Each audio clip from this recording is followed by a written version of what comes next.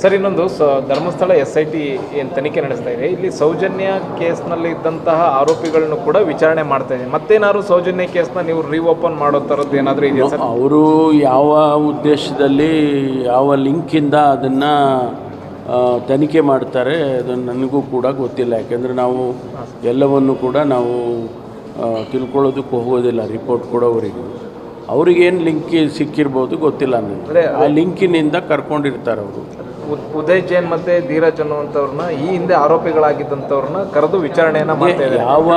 ಯಾವ ಆ್ಯಂಗಲ್ನಲ್ಲಿ ಕರೆದಿದ್ದಾರೆ ಅಂತ ಗೊತ್ತಿಲ್ಲ ನನಗೆ. ಈ ಒಂದು ಏನು ತನಿಖೆ ನಡೀತಾ ಇದೆ ಇದರಲ್ಲಿ ಏನಾದರೂ ಲಿಂಕ್ ಅವರಿಗೆ ಸಿಕ್ಕಿರ್ಬೋದು ಅಂತ ನನಗನ್ಸುತ್ತೆ. ಅದರಿಂದ ಕರೆದಿರ್ತಾರೆ. ಅಂದರೆ ಸೌಜನ್ಯ ಪ್ರಕರಣಕ್ಕೂ ಇದಕ್ಕೂ ಏನಾದ್ರು ತಳಕ ಹಾಕೋ ಥರದ್ದು ಗೊತ್ತಿಲ್ಲ ಅದನ್ನು ಹೇಳೋಕ್ಕಾಗೋದಿಲ್ಲ.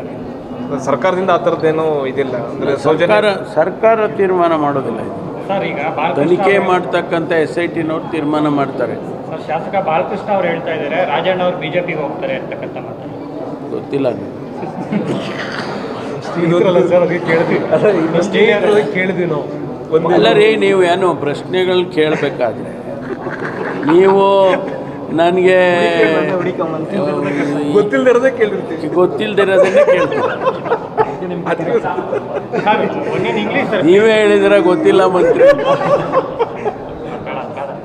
Sir one in English about life project